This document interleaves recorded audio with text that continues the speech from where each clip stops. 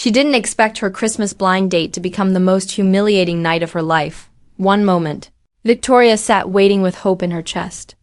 The next, her phone buzzed with the message that shattered it. "You're not what I'm looking for. Good luck."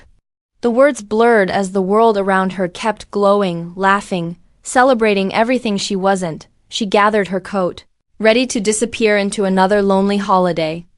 When a tiny voice stopped her, a little girl stood beside her table, eyes full of concern, asking a question no stranger had ever asked her before. "Do you need someone to love you?" Victoria froze, the little girl's voice lingering in the air as she instinctively lowered her phone, hiding the rejection text that still pulsed across the screen. A blind date on Christmas week, she had convinced herself it might be different this time. Maybe fate would finally be kind. But instead, she'd been abandoned before the evening even began. Not even a face-to-face goodbye. Just a message cold enough to sting more than she expected. She swallowed hard, wishing she could disappear into the flickering candlelight. Around her, couples laughed over shared plates, families exchanged gifts, and the soft hum of holiday music wrapped every table in warmth except hers. She shifted in her chair, trying to breathe past the familiar tightness in her chest. How many times had she found herself here? Hope rising, only to be quietly crushed again. Her mind drifted to the last 3 years, how she'd convinced herself she was fine, that work kept her fulfilled, that the emptiness in her apartment was normal. But tonight felt different. The rejection hit deeper, sharper, as if confirming a fear she avoided naming. Maybe she simply wasn't meant to be chosen. She blinked, steadying herself. She couldn't cry here. Not in front of strangers. Gathering her coat, she straightened her back, trying to reclaim whatever dignity she had left. If she left quickly, maybe no one would notice the single empty place sitting across from her, or the untouched glass of water her date was supposed to drink. Just a few more steps, she told herself. A few more seconds and she could escape this humiliation. But before she could stand, the tiny voice returned closer this time, soft but certain. "Please don't be sad. I can help." Victoria froze again. She wasn't alone anymore. Victoria slowly lowered her coat, startled by how close the little voice now sounded. When she looked up, a small girl no older than 4 stood beside her table, clutching a worn teddy bear dressed in a knitted red scarf. Her blonde pigtails bounced as she leaned forward, studying Victoria with disarming sincerity. "You look like you need a friend," the child said, her blue eyes bright with innocent concern. "Daddy says friends help when someone is hurting." Victoria felt her breath catch. Of all the people in the restaurant, of all the adults who had glanced at her with pity before looking away, it was a child, a stranger, who had dared to approach her. "I'm okay." "Sweetheart," Victoria whispered, forcing a smile she didn't feel. "Shouldn't you be sitting with your family?" "I am," the little girl replied proudly, pointing to a nearby table. A man and older couple sat there, watching with surprise. "That's my daddy. And that's Grandpa and Grammy. We're celebrating his birthday." Victoria nodded, unsure what to say. The girl stepped even closer, placing her teddy bear gently on the table as if offering emotional backup. "But I saw you," she continued softly, "and you looked lonely." The word hit Victoria like a quiet truth she couldn't deny. Before she could respond, footsteps approached. A tall man in a dark suit hurried over, his expression a mixture of apology and concern. "Chloe," he said gently, taking the child's hand. "You can't just walk away from the table." "But Daddy—" "She's sad," Chloe insisted, her little voice unwavering. "I wanted to help." The man turned to Victoria, his eyes softening as he took in her expression, her half-folded coat. The untouched table for 2 in that single moment. He understood everything. "I'm so sorry," the man said, his voice low and warm. The kind that seemed careful not to disturb anything fragile. He guided Chloe a little closer to him, but the girl refused to let go of Victoria's table. "She gets curious. And kind. Sometimes too kind." Victoria shook her head quickly. "It's okay, really."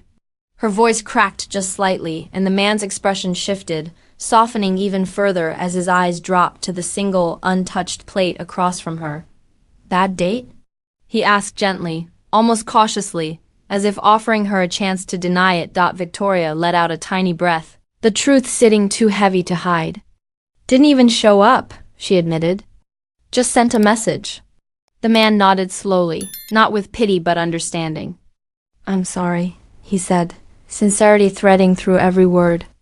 No one deserves to be treated like that. Chloe tugged at her father's sleeve. Daddy, maybe she can sit with us, she whispered loudly, the kind of whisper that carried across half the restaurant. She shouldn't be alone. Chloe, the man murmured, embarrassed, rubbing the back of his neck. Then he looked at Victoria again, studying her face as if weighing something. Look, I know this is unusual, he said carefully, and you don't owe us anything. But if you'd like company, my family and I would be happy to have you join us. Even just for a little while. Victoria blinked, stunned. Strangers didn't do this. Not on Christmas week. Not when everyone else was busy with their perfect dinners and perfect plans. I don't want to intrude, she murmured. You wouldn't be, he replied quietly. Really? Chloe beamed, hugging her teddy bear to her chest. See? She said. Daddy thinks you need a friend too. Victoria felt the loneliness she'd walked in with begin to waver. Maybe she didn't have to leave just yet. For a moment, Victoria simply stared at the man, the noise of the restaurant fading into a soft blur around them. She wasn't used to kindness arriving this quickly, or this unexpectedly. People usually passed her by with polite smiles, not invitations to join their family on a night meant for celebration. I don't want to interrupt your dinner, she said again, though her voice lacked conviction. Something inside her, something bruised, felt drawn to the warmth she saw at their table. You wouldn't be interrupting anything, the man replied. My mother ordered enough food for an entire parade. And my father loves meeting new people. He hesitated, then added softly. And Chloe clearly thinks you belong with us tonight. Chloe nodded vigorously, as if the decision was hers alone. We have cake coming, she whispered, leaning forward as though sharing a secret. Chocolate. And Grandpa lets me have extra because it's Christmas week. Despite everything, a small laugh escaped Victoria. It felt unfamiliar but healing. She glanced toward their table. The older couple was watching with gentle curiosity, no judgment, no hesitation, just open, welcoming faces. The kind that made her feel like maybe she wasn't an outsider. Are you sure? Victoria asked one last time. The man extended a hand, not touching her, but offering guidance. I'm Daniel, he said. And we'd be glad to have you, even if only for a little while. Her heart thudded, a quiet tremor of fear and hope. She looked at her lonely table one more time, the empty chair, the cold glass, the expectations that had collapsed the moment she walked in. Then she looked at Chloe, whose hopeful blue eyes seemed to shine brighter than the Christmas lights hanging above them. Okay, Victoria whispered. Just for a little while. Chloe squealed in delight, grabbing her hand with small, warm fingers. Come on, I saved a seat for you next to me. Victoria allowed herself to be led across the restaurant. She didn't know it yet. But those few steps would change everything. As Victoria approached the table, a gentle hush fell over the little group, not out of discomfort, but anticipation, like they were welcoming someone they'd been expecting all along. The older woman stood first, offering a warm, motherly smile. I'm Eleanor, she said, brushing a strand of silver hair behind her ear. You must be the kind soul who rescued our Chloe from boredom. Victoria felt heat rise to her cheeks. She rescued me, actually.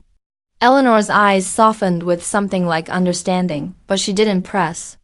Instead, she stepped aside so Victoria could sit beside Chloe, who proudly patted the empty chair. This is your spot, Chloe declared. Across the table, the older man Robert gave a cheerful nod. He wore a birthday button shaped like a tiny Christmas ornament. Anyone who joins us on my birthday gets cake privileges, he announced. No exceptions. Victoria let out a small, surprised laugh. The tension she'd been carrying since she walked into the restaurant began to loosen. Piece by piece, warmed by this unexpected hospitality, Daniel took his seat on the opposite side, still watching her with a careful, reassuring gaze. It wasn't pity, not even close. It was something quieter, something that acknowledged her pain without defining her by it. Conversation flowed easily. Eleanor teased Robert about his terrible jokes, and Robert proved her right by telling two more. Daniel shared small stories about Chloe's love for decorating anything with glitter chairs, notebooks, her grandfather's hat. Chloe chimed in proudly, insisting glitter made the world more sparkly. Victoria found herself smiling, answering questions, sharing gentle bits of her life. She hadn't felt this scene, in a long time. As the waiter set down a plate of warm bread and soup, Chloe leaned closer. "You're not sad anymore," she whispered. As if making an important observation, Victoria swallowed, touched in a place she rarely allowed anyone near. "Not right now," she admitted, but even as the warmth wrapped around her. A subtle shift in Daniel's expression caught her attention, something heavier. Shadowed, waiting to be spoken, he was carrying his own sadness too, and soon she would learn why. Victoria noticed it in the quiet moments, how Daniel's smile, warm as it was, didn't linger long. How his eyes softened whenever Chloe laughed, but dimmed when he looked away. There was a weight beneath his calm exterior. Something unspoken but deeply felt. Eleanor must have sensed Victoria's curiosity, because during a lull in the conversation, she reached over and gently squeezed her son's hand. "Daniel," she said softly, "you don't have to hide it." "Not tonight." Daniel exhaled, the breath long and tired, as if he'd been holding it for years. His gaze drifted to Chloe, who was busy rearranging her teddy bear's scarf. "My wife passed away 2 years ago," he said quietly. "It was sudden." "An aneurysm." The words dropped between them like a fragile truth, painful and delicate. Victoria's heart tightened. She hadn't expected this, hadn't imagined the sorrow that lived beneath Daniel's steady kindness. "She was wonderful," Eleanor added, her voice warm with memory. "A bright, joyful soul." "Chloe adored her." Robert nodded, clearing his throat. "We all did." Victoria felt the ache radiating from them, not dramatic, not loud, but woven into the fabric of their lives. Daniel continued, his tone steady but threaded with longing. "Since then, it's just been Chloe and me. I work a lot. Too much, maybe. I try my best, but some days—" He hesitated, searching for the right words. "Some days I'm not sure it's enough." Chloe looked up then, oblivious to the heaviness, her smile as bright as ever. "Daddy reads me stories," she announced proudly. "Even when he's tired. But sometimes he falls asleep first." Daniel managed a faint laugh. "She's not wrong." Victoria felt something shift inside her. The loneliness she'd carried into the restaurant suddenly made room for something else, an unexpected empathy. A connection she hadn't asked for but couldn't deny. This wasn't just a family eating dinner. This was a family missing someone.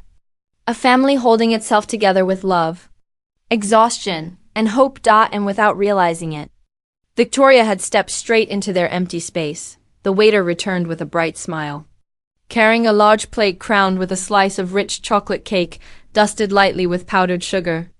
A single candle flickered on top, glowing warmly in the dim restaurant light. Chloe gasped with delight, clapping her small hands. "Grandpa, make a wish," she whispered loudly, bouncing in her seat. Robert leaned forward dramatically, closed his eyes, and blew out the candle with a flourish. The table applauded, and Chloe practically vibrated with excitement. When the cake was set down, she immediately tugged the plate toward herself only to pause, slide it between herself and Victoria and say, "We can share." Victoria's heart softened. "Thank you, sweetheart." As they ate together, Chloe watched her with an expression too thoughtful for a 4-year-old. She studied every smile, every breath, as if trying to understand her in a way adults never could. After a moment of silence, Chloe leaned closer. "Are you still sad?" she asked quietly. Victoria hesitated. Honesty felt risky, but this child had already peeled back her defenses. "A little," she admitted gently. "But I'm better now." Chloe nodded seriously, considering this. She took another small bite of cake, then set down her fork with the solemnity of someone preparing for something important. "Do you have kids?"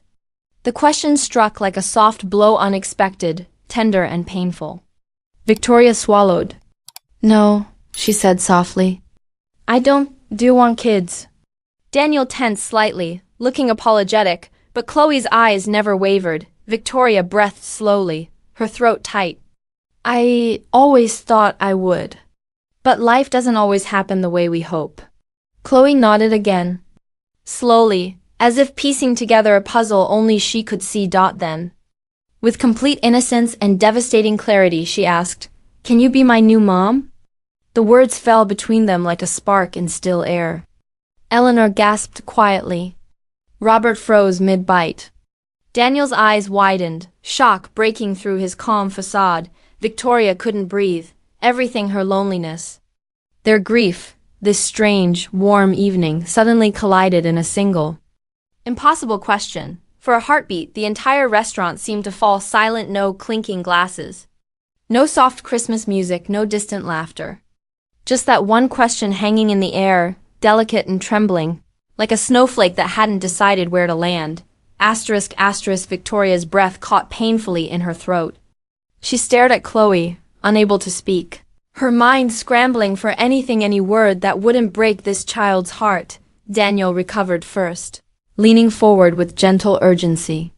Chloe, sweetheart, he murmured, his voice strained. You can't just ask someone that. Why not? Chloe blinked, genuinely confused. She's nice. And she's lonely. And we're lonely too. The simplicity of her truth hit Victoria like a wave. Her eyes burned, but she fought to hold herself steady. She didn't want to cry not in front of this brave little girl who offered love as freely as breathing.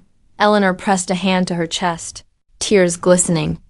Robert looked away, jaw tight, as if not to intrude on a moment too tender to stare at directly. Victoria swallowed hard, finally managing a whisper. Chloe, that's a very special question. I know. Chloe scooted closer, tiny shoulders squared with innocent determination. Mommy died. Daddy tries hard, but he's sad sometimes. I want him to smile more. And you make him smile. And you made me feel warm in here. She placed her small hand over her heart. Like Mommy did.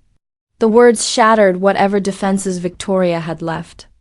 A sob escaped before she could stop it, quiet, broken, real. Daniel's eyes softened with something deeper than embarrassment, something like gratitude. Fear and hope tangled together.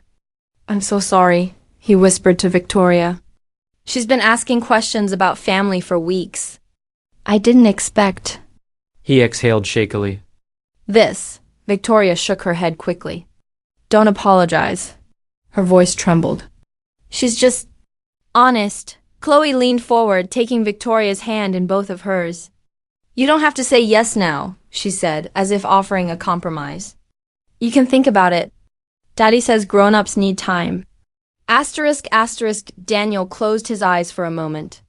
Deeply moved, Victoria squeezed the little girl's hands gently, tears sliding freely down her cheeks now.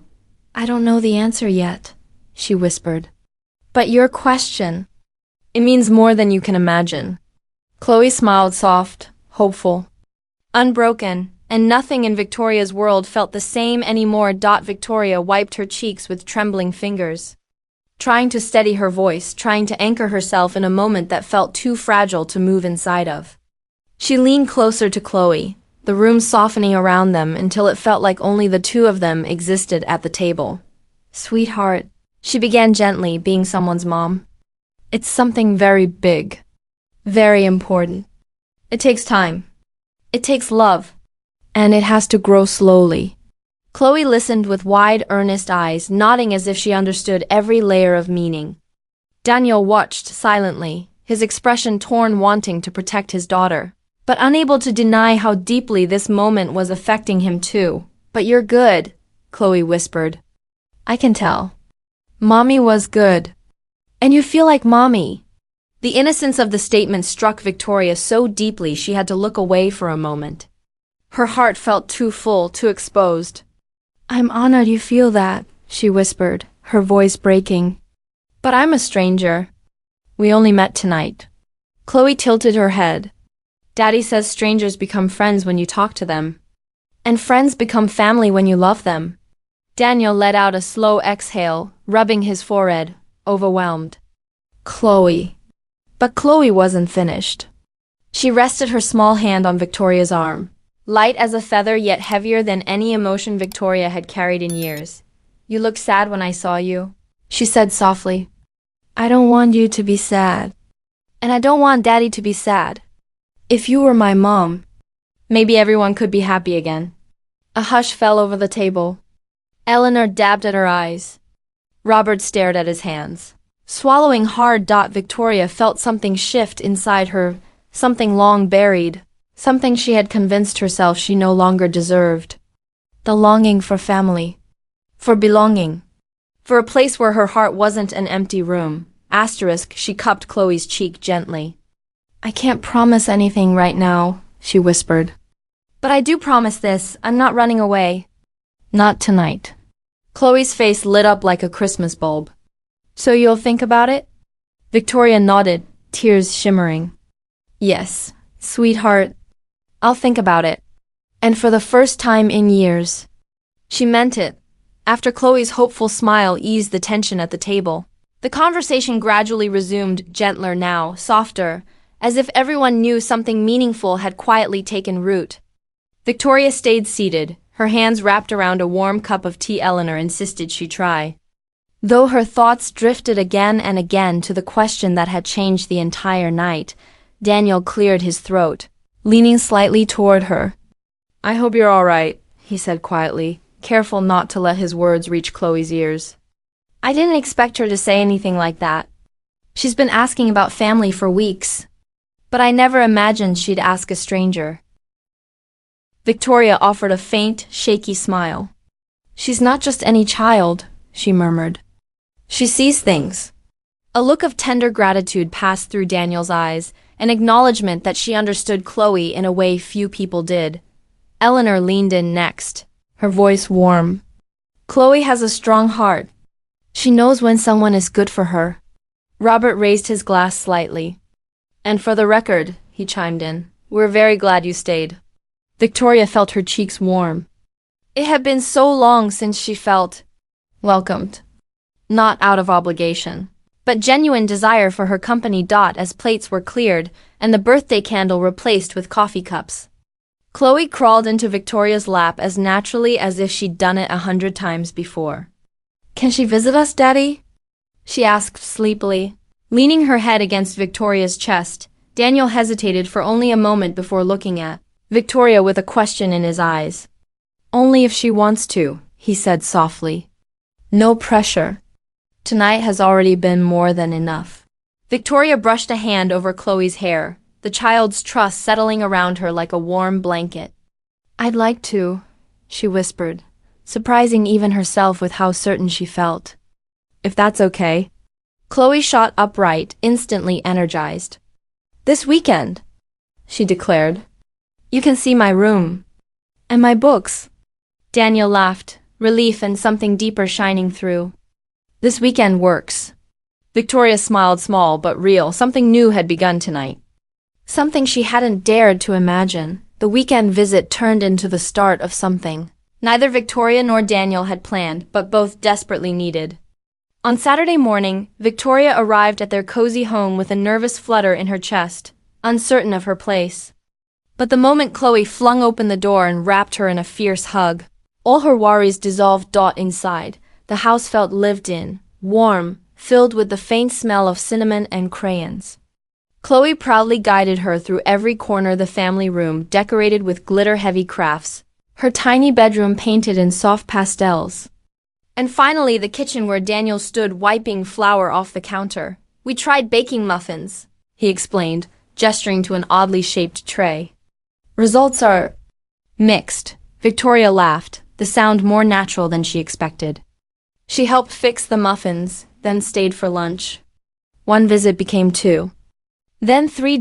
In the following weeks, she became part of their routine. Saturday mornings turned into Sunday afternoons. And soon she found herself arriving after work. Greeted by Chloe's shrieks of joy and Daniel's quietly relieved smile, they talked about their days, their fears, their hopes. Daniel shared the overwhelming weight of being a single parent. The guilt of missing bedtime stories on long work nights.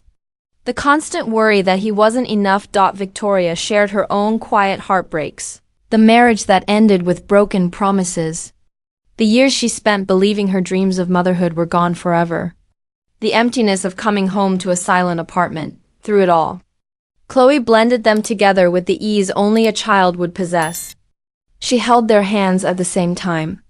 She insisted Victoria sit beside Daniel during dinner. She drew pictures of our family with 3 figures, 2 tall, 1 small beneath a bright yellow sun. Each small moment stitched them closer. Victoria felt her guarded heart soften, her loneliness dissolving into something hopeful. Daniel found himself lingering in her presence, comforted by her warmth, steadied by her patience. Winter deepened. Christmas lights faded from windows. But inside their little home, something new was quietly growing: trust, connection, and the gentle beginning of a family neither of them expected. And as December neared its end, Daniel gathered the courage to ask her the question he'd been holding for weeks. Christmas Eve arrived with soft snowfall drifting lazily outside Daniel's windows, coating the world in gentle white. Inside, the house glowed with warm lights and the scent of fresh pine. Victoria stood near the tree, helping Chloe hang the last of the handmade ornaments: lopsided stars, glittery angels, and a tiny clay heart with uneven letters that read family. Chloe placed it directly in the center. "This one is special," she whispered. "It's for all of us." The words wrapped around Victoria's heart like a ribbon. She steadied the child on a stool while Daniel watched from behind, his smile tender, his eyes lingering on Victoria a little longer each time. Eleanor and Robert soon arrived with a tray of cookies, joining in the easy laughter that flowed through the room. They treated Victoria as if she had been part of their holidays for years, not mere weeks. Eleanor fussed over her scarf, insisting she take home leftovers. Robert teased her about her terrible ornament hanging strategy. Earning a playful glare from Chloe. After dinner, Chloe crawled into Victoria's lap with her favorite storybook. "You read it," she insisted. "Daddy reads funny voices, but you read soft." So Victoria read, her voice gentle, the warmth of the child against her chest grounding her more deeply than anything had in a long time. As she finished the final page, she felt Daniel ease down beside her on the couch, his hand brushing hers, accidentally at first. Then intentionally, when Chloe finally drifted off to sleep, Eleanor carried her upstairs. Robert followed soon after, giving them a knowing wink as he disappeared down the hall. Now the house was quiet, lit only by the glow of the Christmas tree. Snow pressed softly against the windows. Daniel exhaled, his voice low. "She asks about you every night," he said. "She wonders if you'll stay." Victoria's heart fluttered. "And what do you tell her?" "I tell her love takes time," he murmured, turning toward her.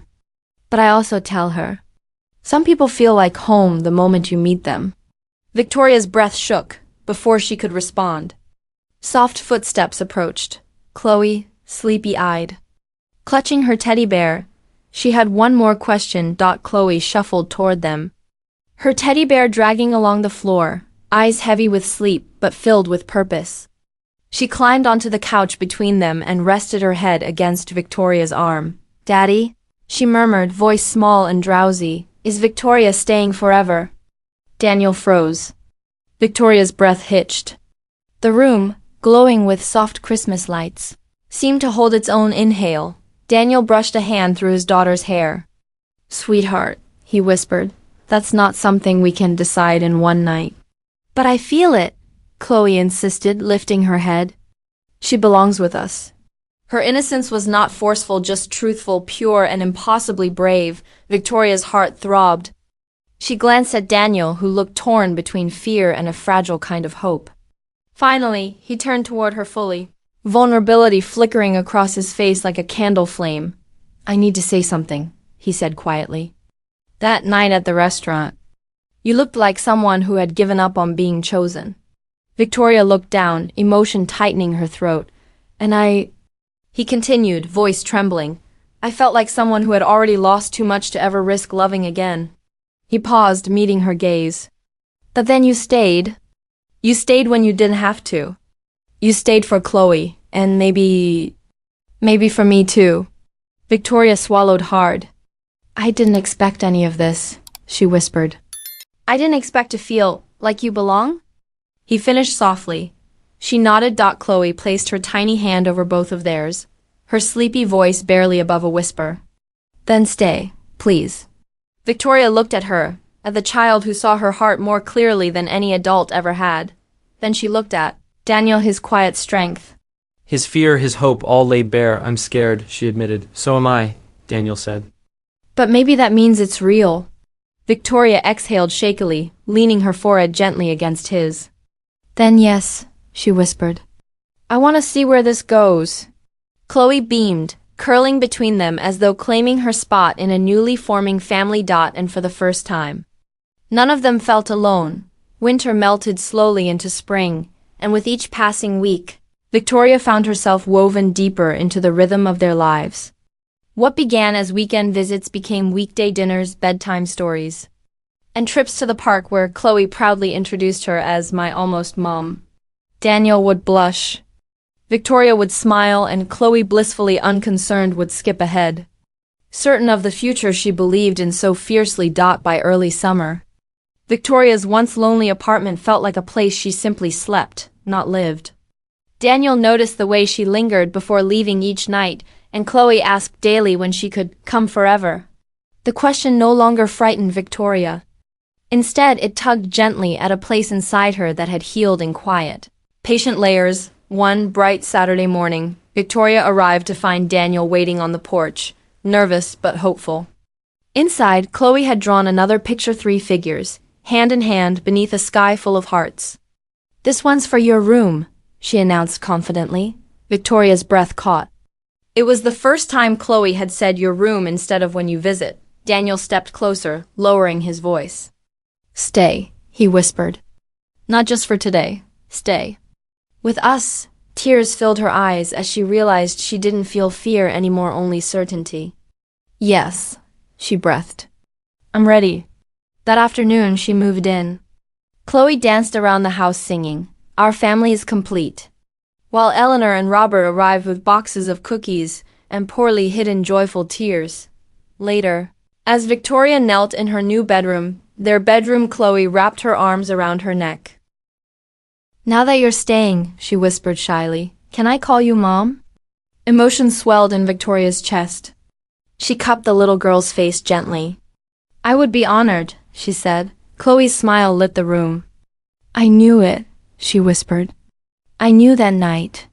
Daniel joined them, pulling both into a warm embrace, and in that moment, surrounded by laughter, love, and belonging, Victoria understood that family wasn't something you found. It was something that found you, and hers had arrived on a night she thought she had lost everything.